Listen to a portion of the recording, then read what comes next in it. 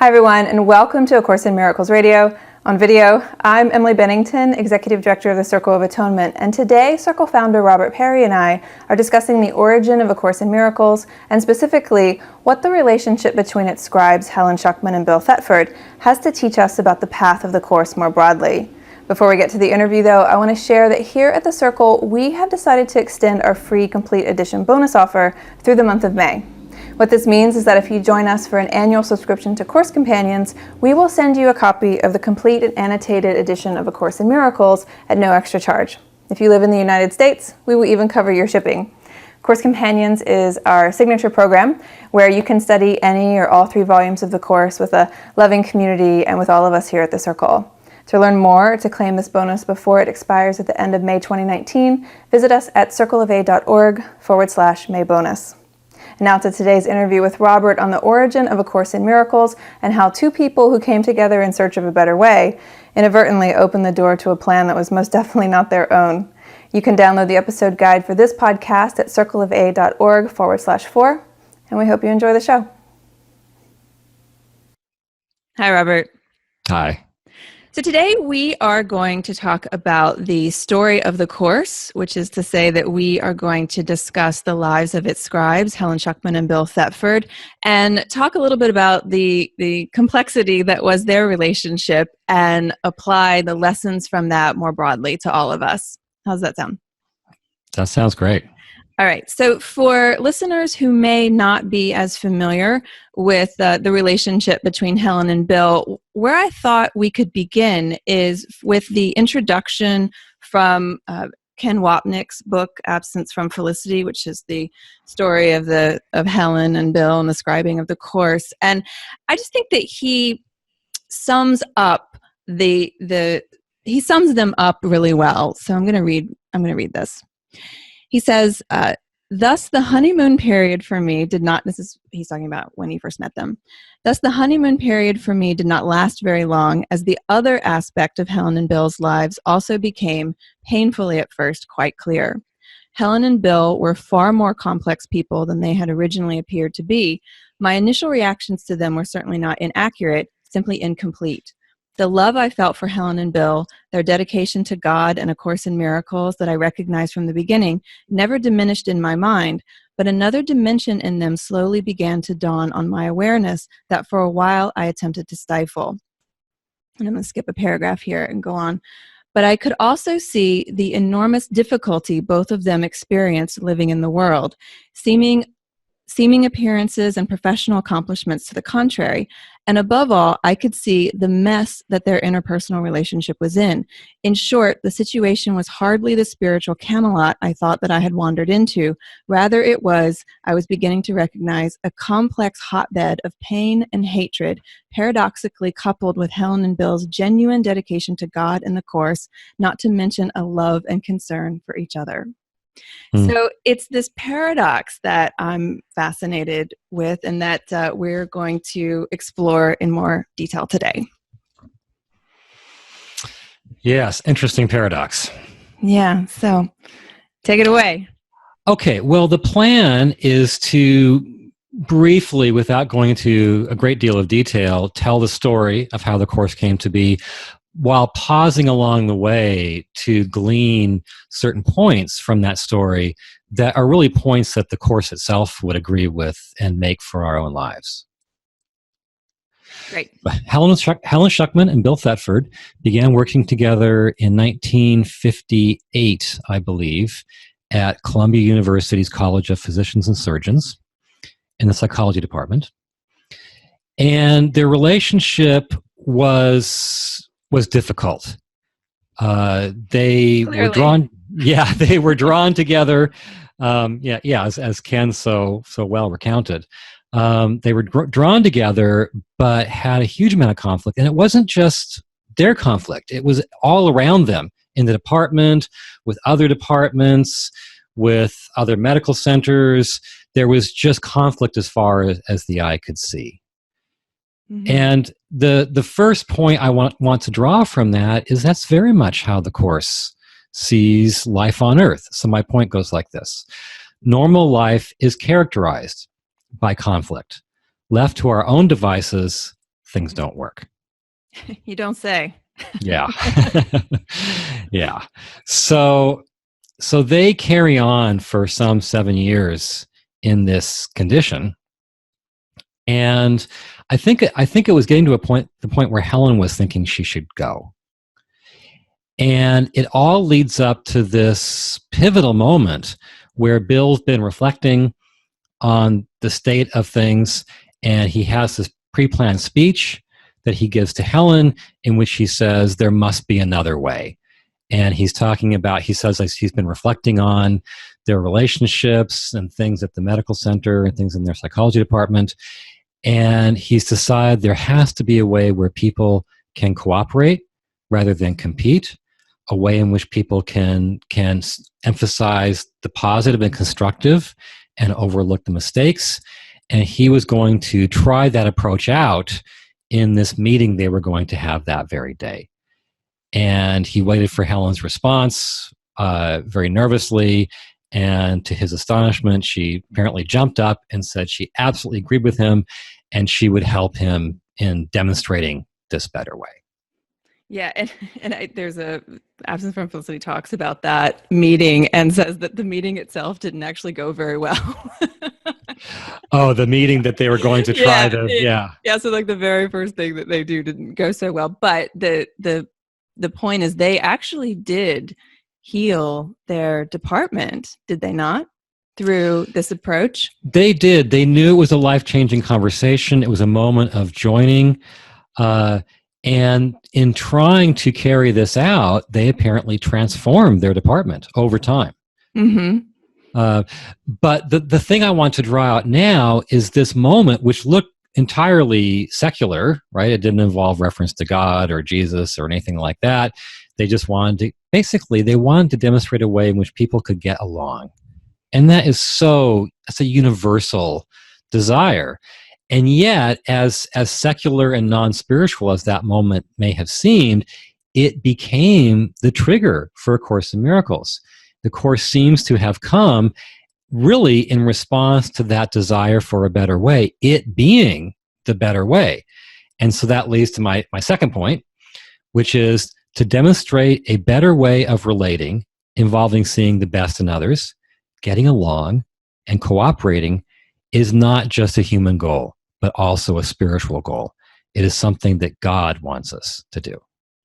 Yeah, and just as a timeline, Bill's A Better Way speech happened in June of 1965, right. And the Course came through in began coming through in October of 1965. Right. And they had known each other for, I think it was 7 years prior to the Bill saying there must be a better way. So it just makes you wonder if God was just waiting for that moment, for them to come together in that true joining to come in and say, yes, you're ready to bring the Course into the world now.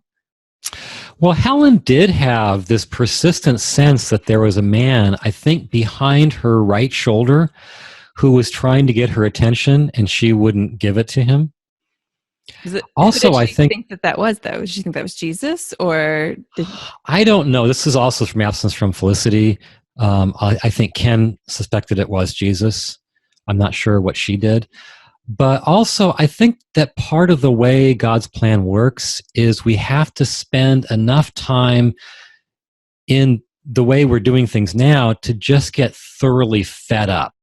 Mm-hmm. That becomes the catalyst for making a new choice. Mm-hmm. Yeah. Okay. So I think that time is part of it. Okay. So I love in your notes here, which we'll put in the episode guide, you say that seeing the best in others, which seems like such a normal thing to do, is not just a human goal, but it's a spiritual goal. And that's the thing that kind of opened up everything for Helen and Bill, right? Right. And I think we often forget that because we see the Course so often as just about our own minds, not about actual interpersonal interaction. And yet, if you look at the contents of Bill's speech, it all comes down to he was trying to find a way in which people could get along. Mm-hmm. That makes me think of, what Rodney King said after the LA riots in the early 90s, can't we all just get along? Mm-hmm. It was the same impulse. So there's something interpersonal at the very core and the very genesis of A Course in Miracles. It didn't just involve Helen and Bill joining, it involved them joining in a way in which people could move together, get along. Mm-hmm. And there's something about the two people coming together with that common goal that radiates out and does impact others. Which it did first by impacting their psychology department, but then, of course, it has done since then through A Course in Miracles, which really was the product of that moment. In fact, the course itself, one time, this is back with the FIP edition, but I counted how many times the course obliquely refers to their moment of joining in June of 65, and I counted 118 times. Wow. So that is a single event that took place on a particular day in the 60s that the course refers to, usually subtly, in flowery terms, but it refers to over 100 times. What is it about that particular moment that you think was so game-changing? I mean, because it seems so common. I mean, I've come together with people and had, well, this is a good idea, and they said yes, and we're going to see the best in someone else. And it feels like we've all had moments that are so similar, and yet nothing quite so rocking happened as a result of it. So what is it about this particular joining that you think was so well, there are a couple of points that I wanted to make about it, that speak to your question. One is my next point, which is a single moment in which we leave past patterns and make a new choice can change everything. Now, obviously not all moments in which we do that change everything, but to the extent we're really stepping out of major past patterns and we're really making a sincere and significantly new choice, that has the potential to be life-changing, and they knew it at the time. Mm. And then the other point I wanted to make was a particularly powerful reversal of the past is a choice made between two people to step out of long-standing separateness and join. So it wasn't just that they were saying, let's join in a way in which people can get along. They were, in saying that, they were making a choice to step out of the patterns in their relationship. Which were pretty toxic. Right, Mm-hmm. right. So it was a moment of hope. It was a moment of joining. It represented on more than one level the reversal of what they had been stuck in for these years. Yeah, and a piece of this, and you've already touched on this, but I'm hoping you can draw it out a bit more, is that they were secular psychologists who weren't consciously inviting God in, and yet what they did had that effect. So can you elaborate on that? It's very interesting, isn't it? Because Helen professed to be a militant atheist, although the situation, I think, was more complicated. Bill seemed to be an agnostic. They were both believers in science, really, over religion. And this joining of theirs had no spiritual content, like I said, and yet, as you're mentioning, it invites in what appear to be spiritual presences, in particular Jesus.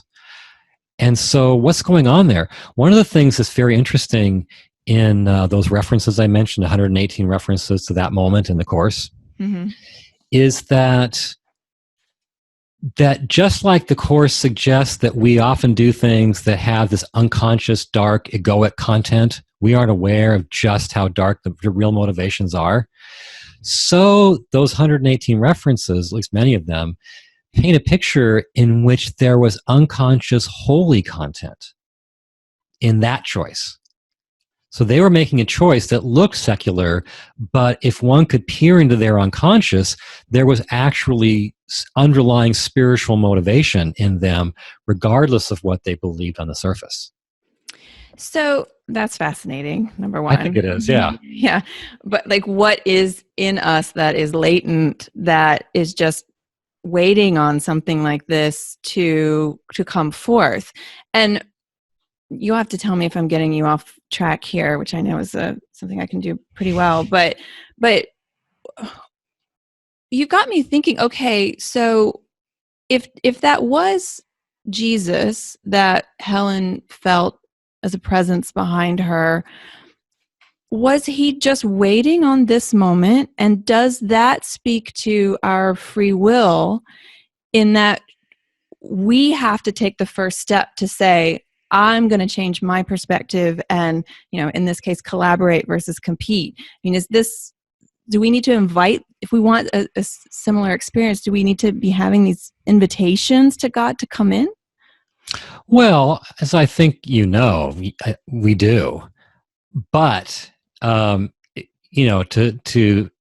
bring in your point about them being non-believers, those invitations need not have any overtly spiritual content.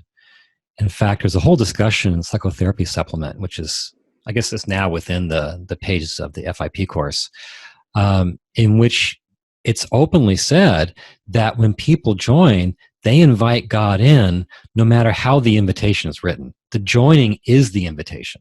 Mm-hmm. And I don't want to belabor this, but can it be just as powerful if you invite God in as an individual as it is in a joining? Like if you're an individual who recognizes that your department is toxic, for example, or that you have a toxic relationship and you say that you want to change, is that? Well, surely that can be powerful. I don't know if it can be just as powerful. There's something about when you step outside of your ego and join with another person, there is a way in which the ego is reversed simply because the ego is separateness. It is isolation. Mm-hmm. So by joining, you are, by definition, leaving it in a way that perhaps is not quite as attainable when you're staying inside yourself and therefore staying within the ego's framework. Gotcha. So where do you want to go from here? Okay, so we've kind of passed it, but I'll go ahead and read it anyway. My fifth point was, non-believers can make choices that, without them realizing it, invite God into their lives. Yeah. Okay. That actually, to bring in your point, that's really similar to what the Manual for Teachers says, where it says that someone qualifies to be a teacher of God by making a single deliberate choice in which they do not see their interests as apart from someone else's. Now, that's another secular choice. It's another interpersonal choice. It's another choice that brings God in. It says that by making that choice, they've essentially signed a contract with God to be one of his teachers, but it's made individually. So it's spoken of in very similar terms and as being very powerful, but it is made individually. And Helen and Bill's story is so fascinating because there was clearly like something underneath both of them. They were brought together for a reason that appears to be destined, that in this moment, something, again, latent within both of them comes to the surface. And so I'm just wondering, like, are we all walking around with this potential in us that needs to be unlocked through a similar moment of joining with someone else? I mean, I don't want to send every listener on a quest for a holy relationship, but, or maybe I do, I don't know, but where do we go with this? Well, going back to the Manual for Teachers again, it says that every encounter is prearranged because of the potential for some kind of holy encounter or holy relationship that's there. From the most casual encounters all the way up to lifetime relationships. Right. All of them. We've never had an encounter with someone that wasn't arranged because there was potential there. So that's really interesting. So because what we hear a lot is, well, I don't have a holy relationship. And if you look at it through the lens of what you've just said, it's like you have them all over the place. Are you joining in a better way in the relationships that you have?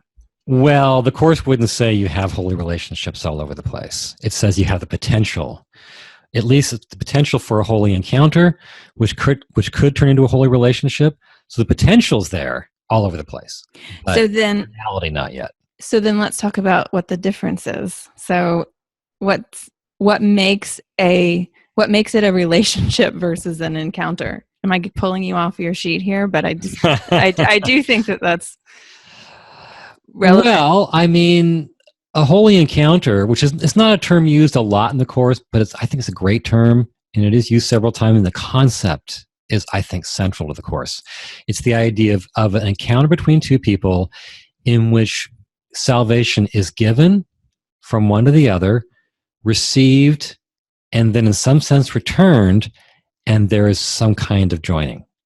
When you say salvation is given, like what do you mean by that? Like we're carrying around little communion wafers. Yeah. I imagine that some listeners are like, what on earth? Well, just, love, forgiveness, some sense of seeing the value in the other person, seeing beyond their outer persona to something that has enduring worth. Mm-hmm. Just expressions of love, miracles. A better way.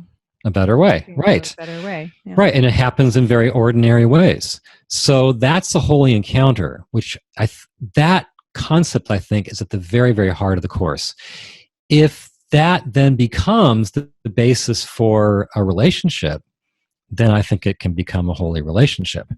But you see what a holy relationship is in the Course by looking at Helen and Bill's. And this is a major, I think, area of misunderstanding and disagreement in the Course, because people generally and teachers generally say it just takes one.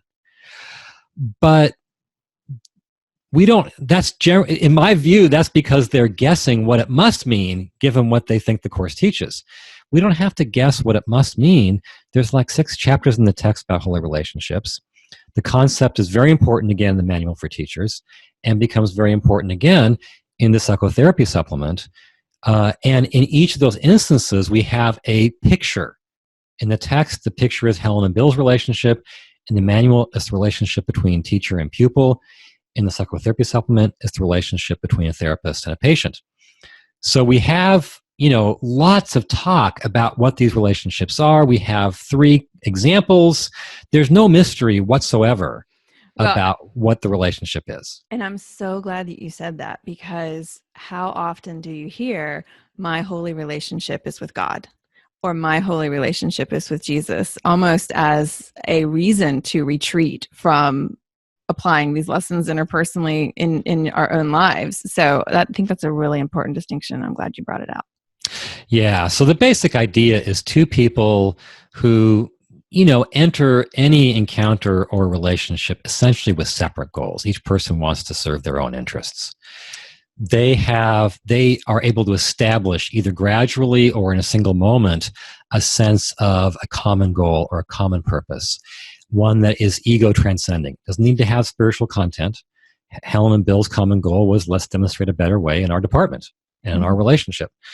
That joining in a common goal then invites a higher presence, the Holy Spirit, into the relationship, and then he shepherds it towards his goal, with their goal maybe being kind of a superficial version of the real goal, which is the goal of achieving holiness together and giving that to the world. And that's what you see in all those instances.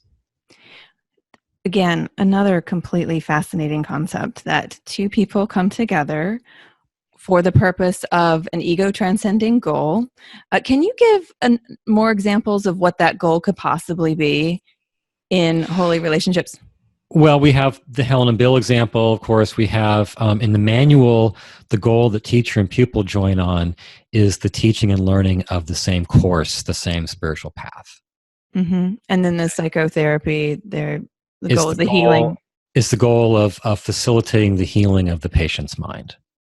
So what, for listeners who are like, okay, well, none of those apply to me, what do you have any other examples that might be more applicable to everyday folks? It could be all kinds of things. It just has to be something.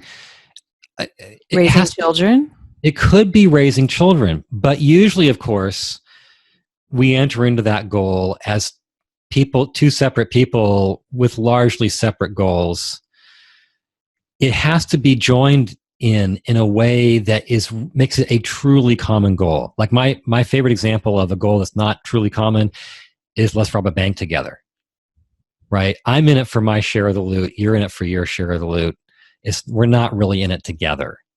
Mm-hmm. And so there are endless examples. What I found is that I'll remember that next time I join to rob a bank.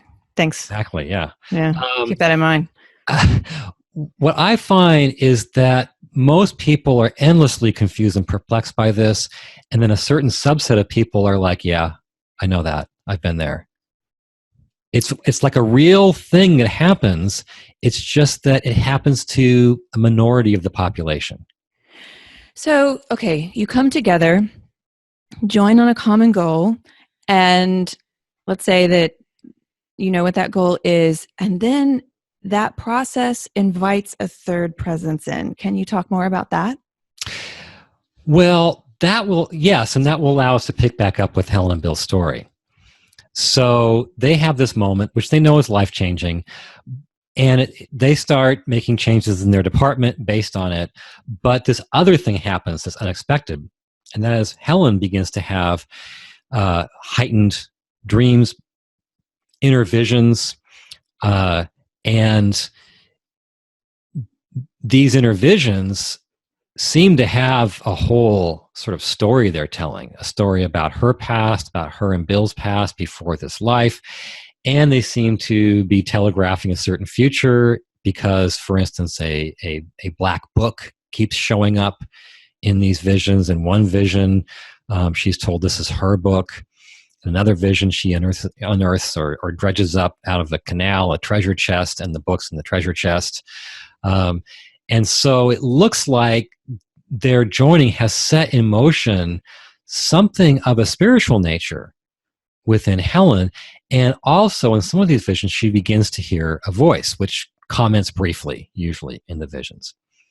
But then in the fall of that year, you mentioned it's October, she's feeling like she's about to do something unexpected. So she begins to keep a journal.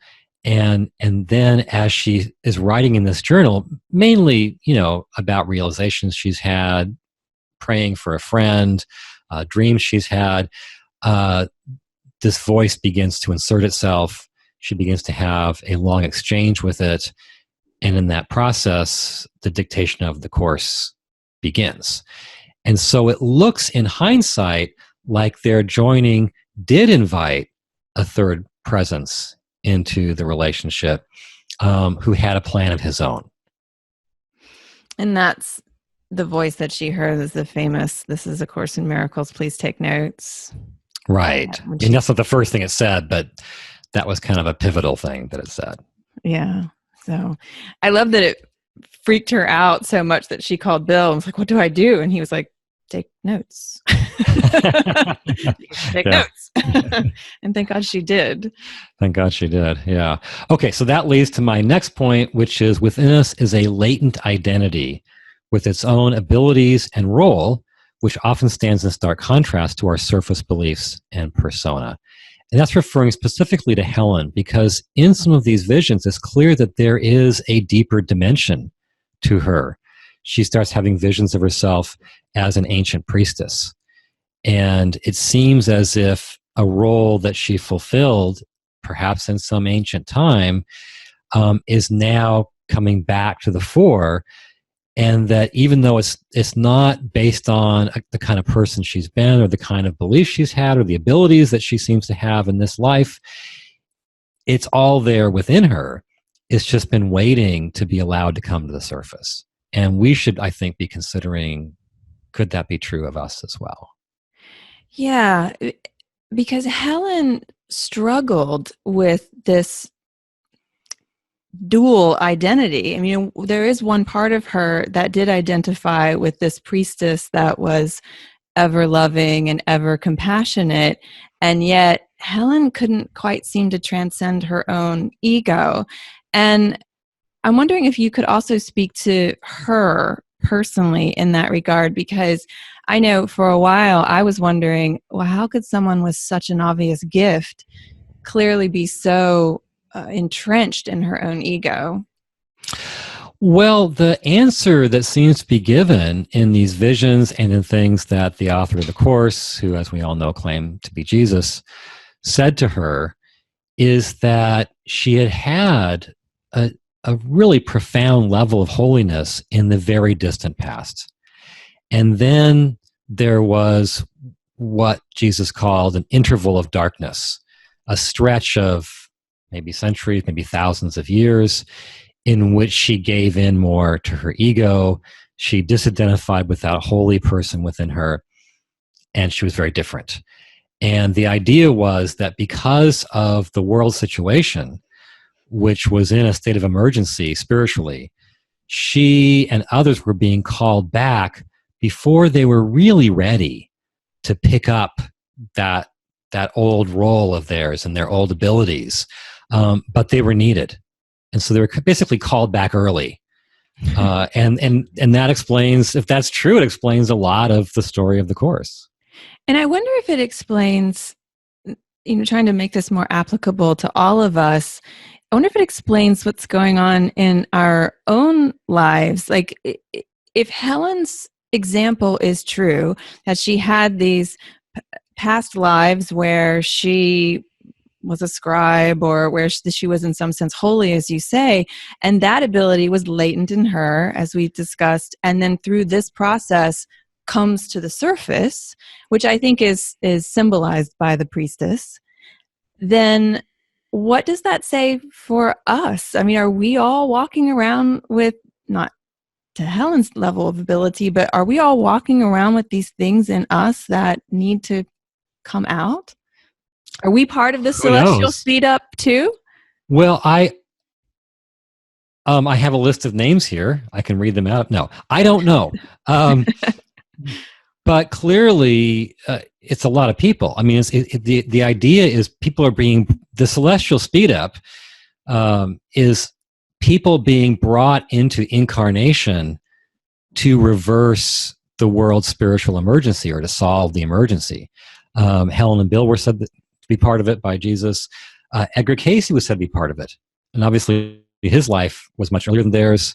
So it's been going on for a while. We can assume that masses of people have been called in to be part of it. I hope we're some of them. But yeah, who knows? Yeah, I mentioned Helen being sort of held down by the albatross of her own ego, and that was something in her life that she really struggled with, was her own inability to love. And one thing that Jesus said to her was, as you well know, I'm sure, in her next life she would drop her ego, or have less of an ego than she does in this one. Do you recall that? Yeah, it's only mentioned in Absence from Felicity that I know of by Ken Wapnick. But it's a very intriguing thing, and I would love to meet her in that next life. Yeah. It should be said, we should say the Course does not include reincarnation as part of its thought system. So but it doesn't. It mentions it. It mentions that there are oblique references, but it specifically in the manual says this is not really part of the Course. I know, and I'm doing the very thing it says not to do. It's that just digging into it and making meaning out of it, so we can move on. Okay. Unfortunately, or fortunately, it's part of the story. Mm-hmm.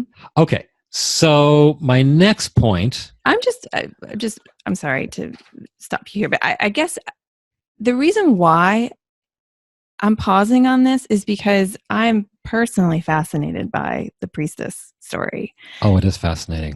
And so the priestess, in one of her visions, the priestess is rising from the ground, but the priestess has chains.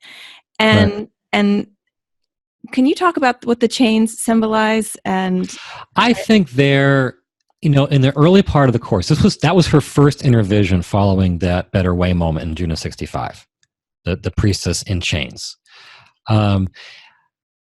In the early parts of the Course, there is a number of places where the word soul is used in a very special sense, not as synonymous with our spirit or our true self, but as a kind of in-between entity who never fell, who's still pure and holy, but who feels imprisoned by our ego and our thought system.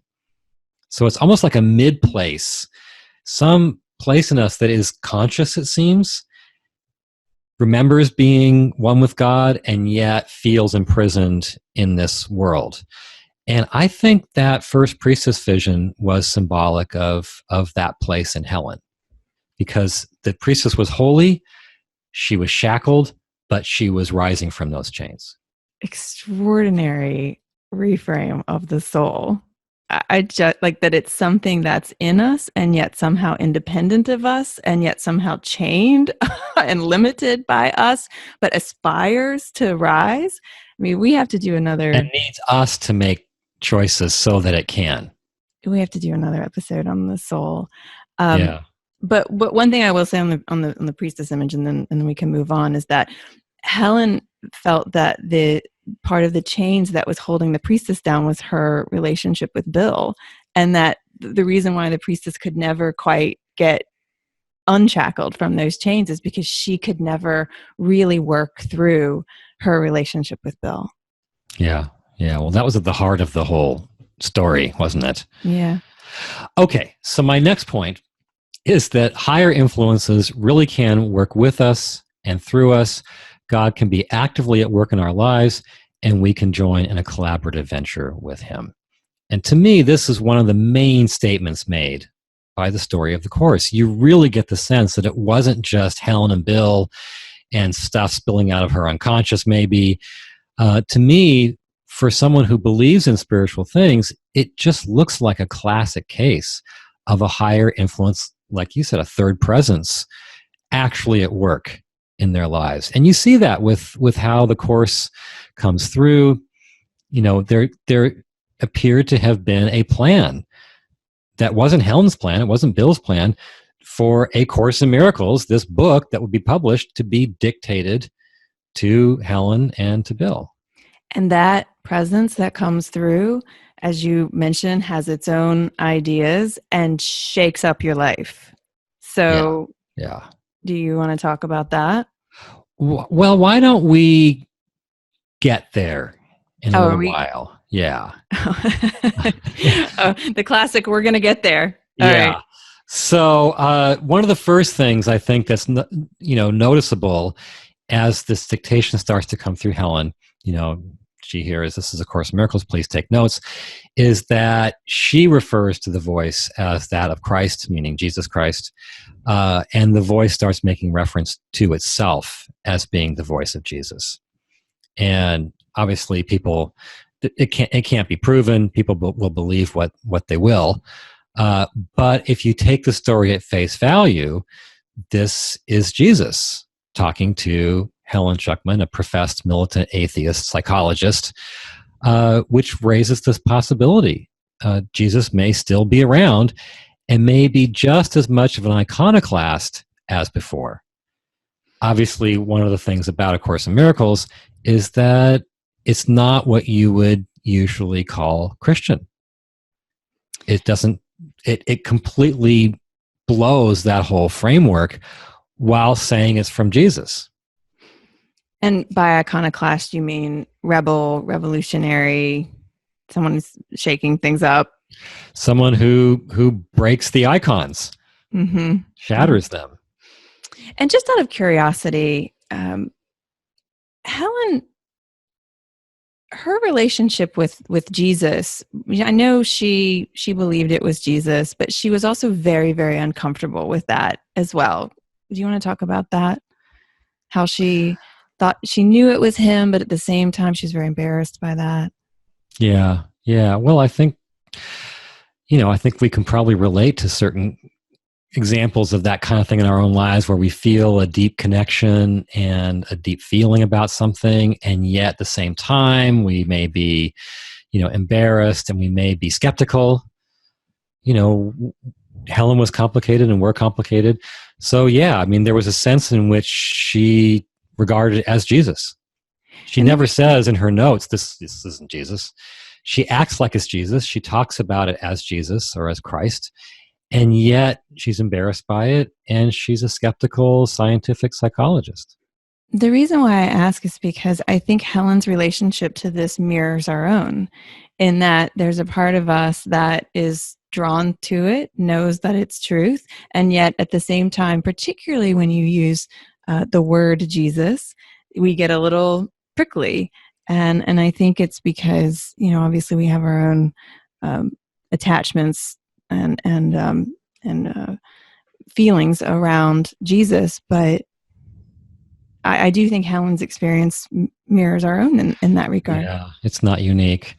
I mean, how many of us, I would prefer to not be asked the question by some, parent whose child's a friend of my child. What do you do for a living?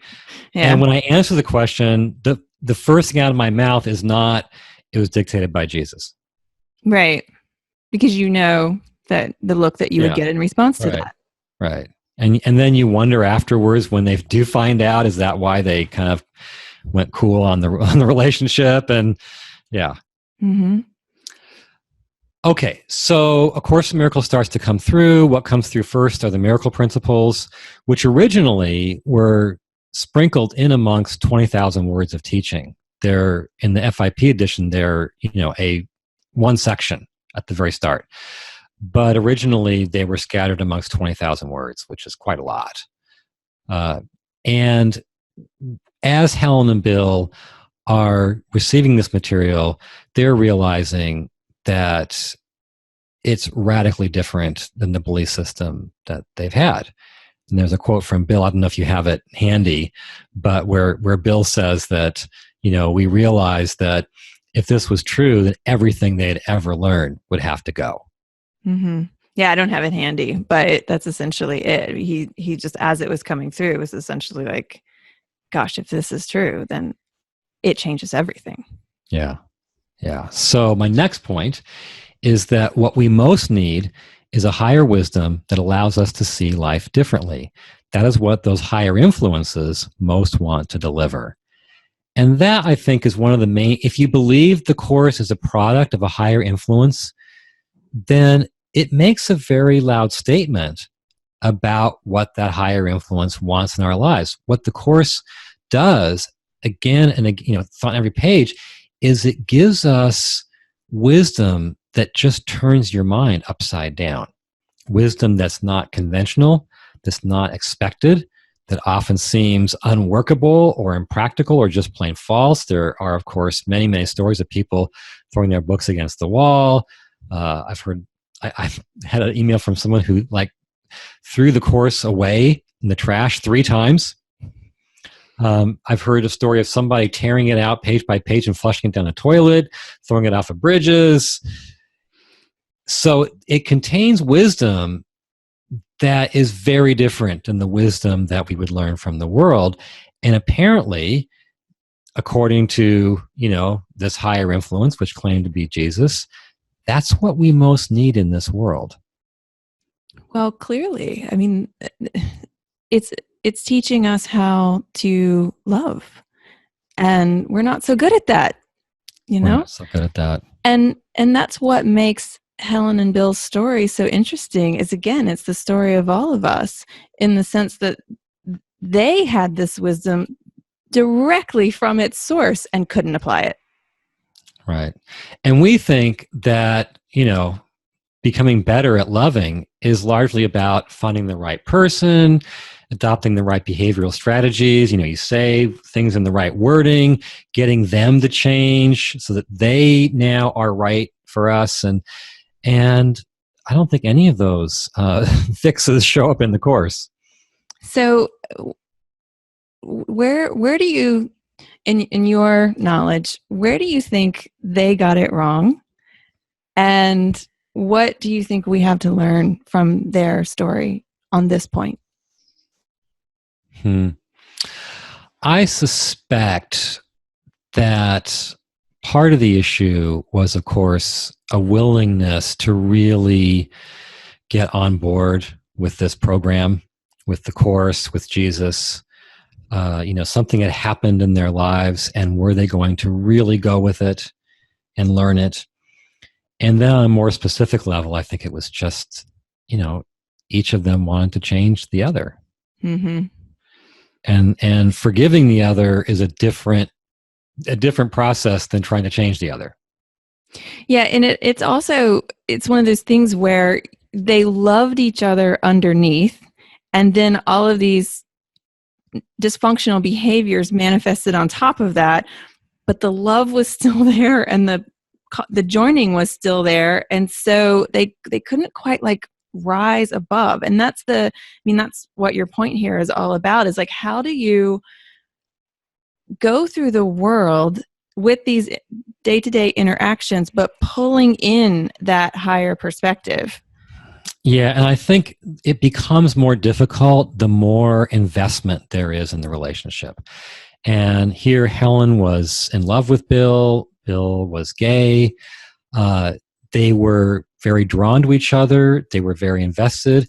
They worked together, but they also had this spiritual purpose together. And that mixture of a sense of personal connection, a work connection, and a spiritual purpose connection basically makes for a hotbed of investment. Mm-hmm. And the more invested we are, the more we want things to go the way our ego wants them to go. Yeah, and I know in Carol Howell's book about Bill, she talks about Helen had a really strong fear of abandonment, which manifested in behaviors that attempted to control Bill, which only pushed him away. So Carol gives one example, and I hope people find this relevant. I just think these are little things that we kind of all do in some degree. But they would all be over at Judy's house.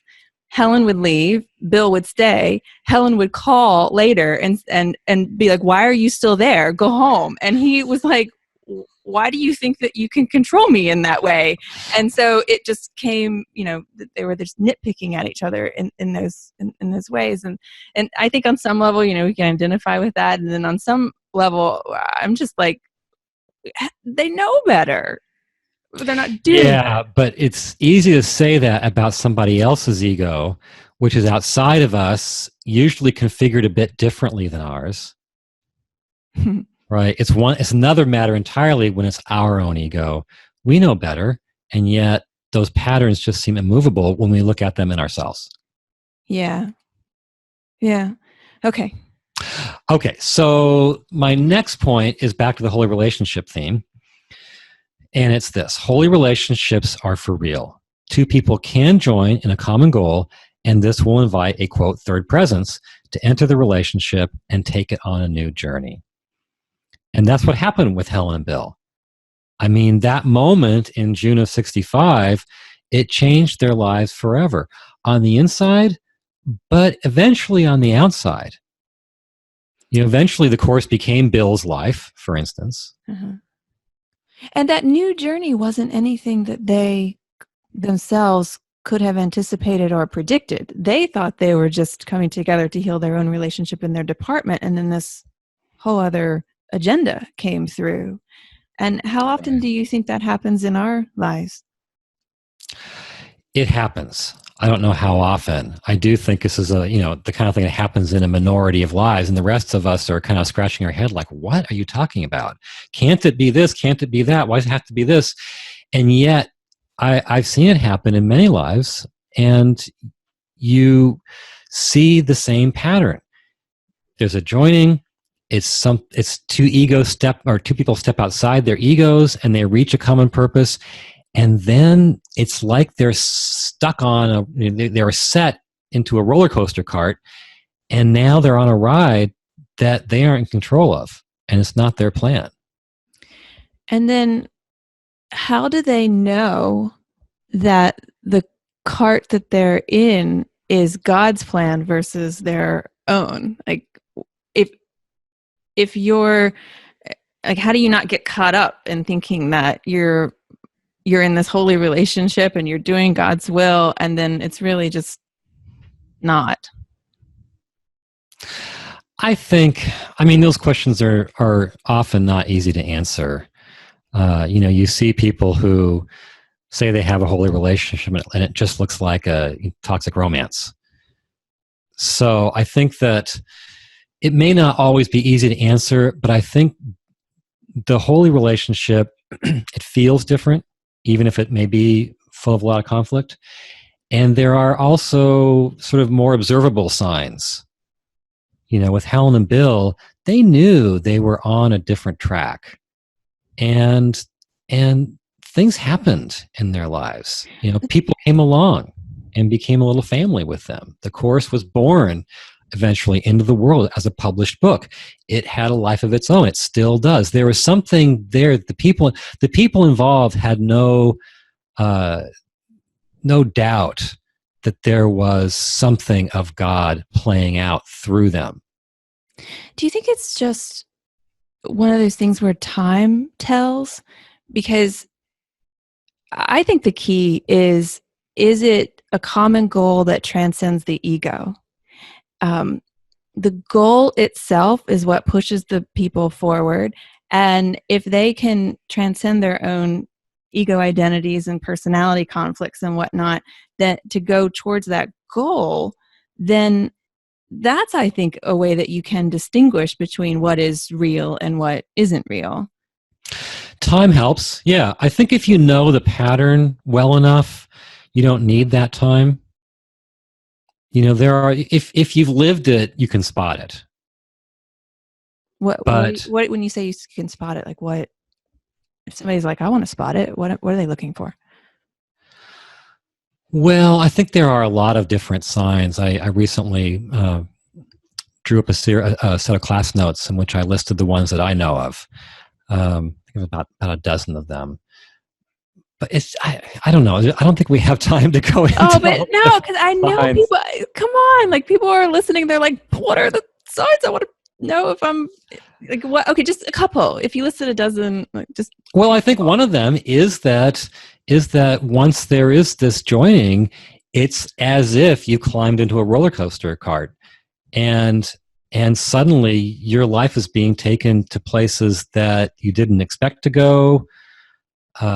And you know that there's something here it's not just the two of you. There is something else at work. Mm-hmm. And you can feel it. Yeah. And you can see it. Yeah. There is an element of, just as in Helen and Bill's story where they couldn't have predicted where that cart was going to go. Yeah. And it's still going. Yeah. Helen left this earth in the early 80s, not too many years after the course was published. But for Bill, it became his life. Ken Wapnick joined it. It became his life until his death. Judy Skutch joined them. It's still her life, and she's in her 80s. There's something there where this is not just us. Something of God is here, and it compels a lifelong devotion. And that I know we really do have to go here in a few minutes, but I am glad that you brought that up, because that is something that I have seen without question, is the appearance of people that show up in your life seemingly out of nowhere, but when you're looking back on it, it completely connects the dots that, that's why you're here. And I see that time and time again. Actually, I was going to say, can you expand on that? But you already have. And I just think that's something that people can look for, is if your life is what appears to be derailing on the outside, and yet in the middle of it, you can see what's going on, and you can see the people who have been brought in and the people who have gone away. And there's a pattern and a rhythm to it that is that third presence, I think. Yeah. Okay, so in the interests of wrapping up relatively soon, what, you're not enjoying this? You said it. You said we have to go soon. Helen and Bill, after initially having really sincere efforts that they put towards the course and following its teachings and so on, their relationship kind of sunk back down to where it had been. And that leads to my next point.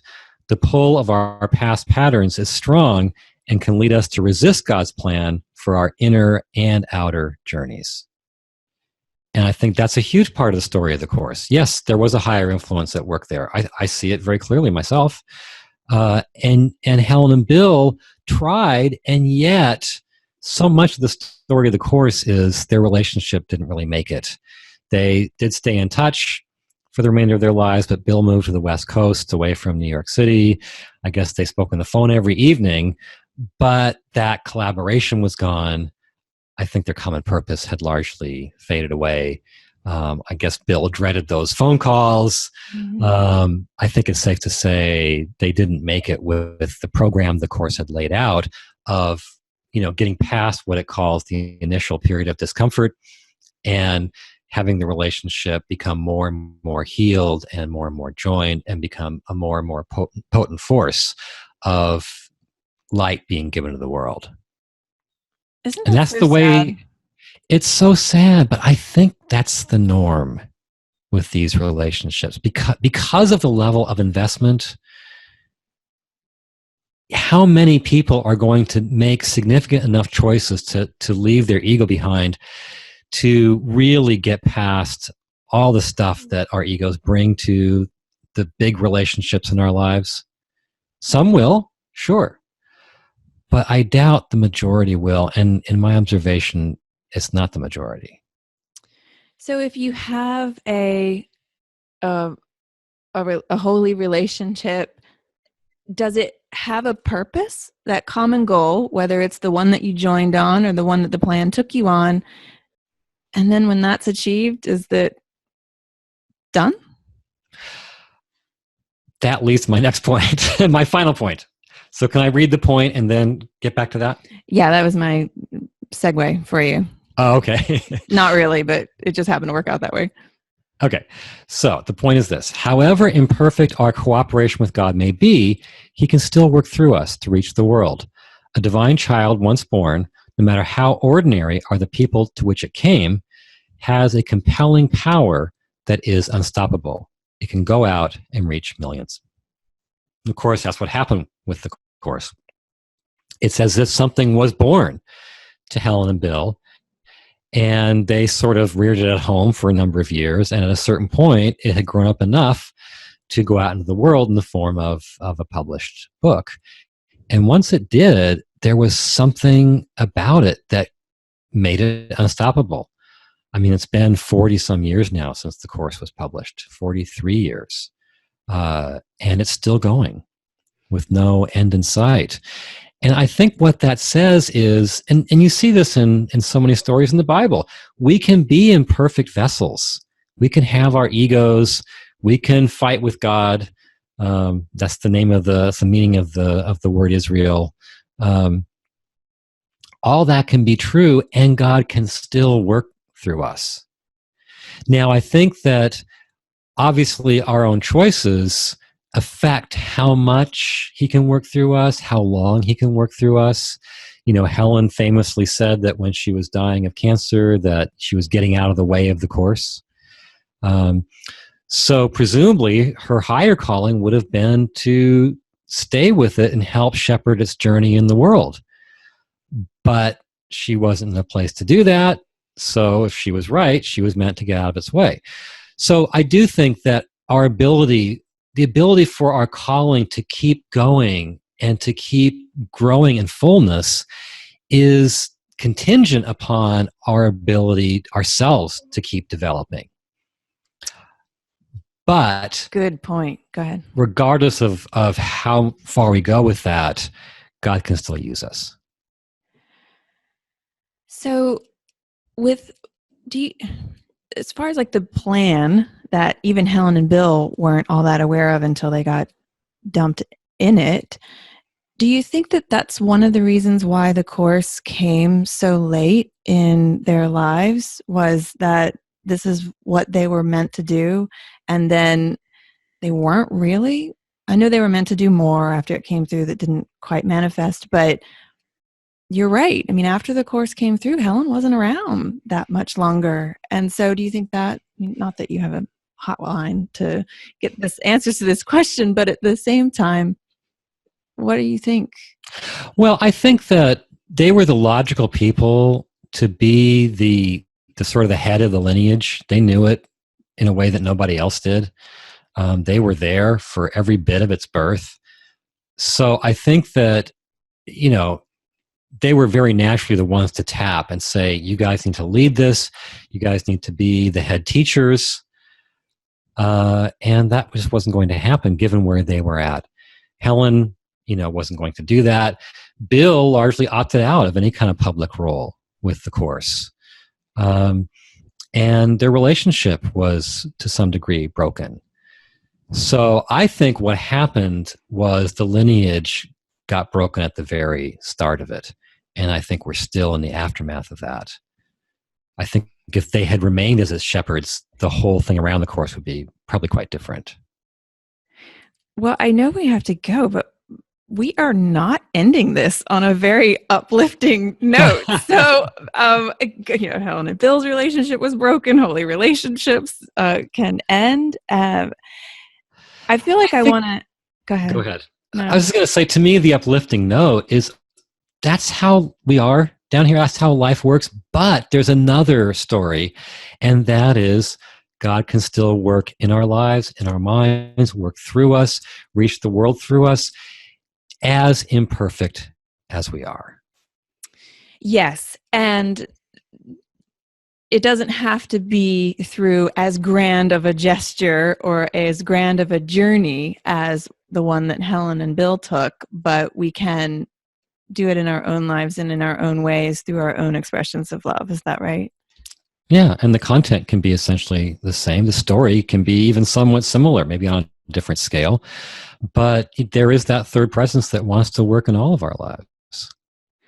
Do you feel like we rescued it at the end enough there for folks, or are you still as depressed as I am?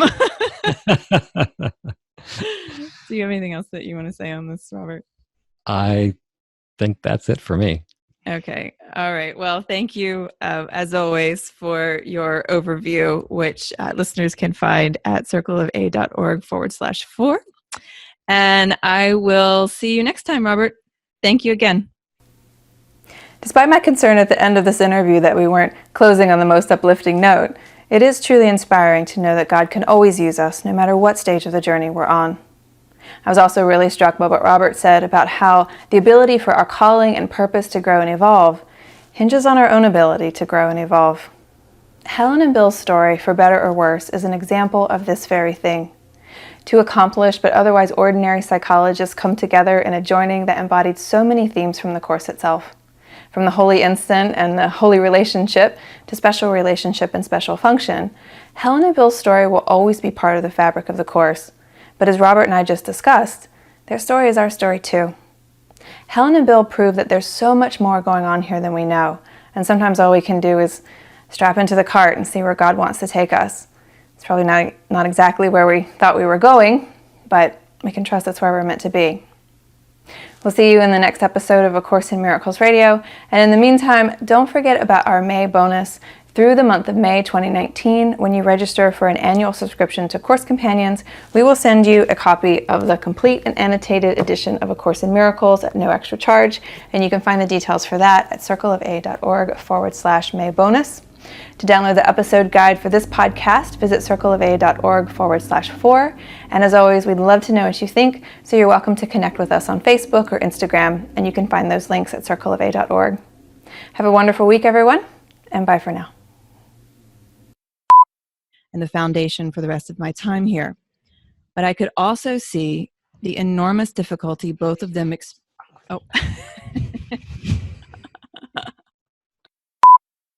Helen and Bill's story will always be at the heart of the fabric of the course. The what?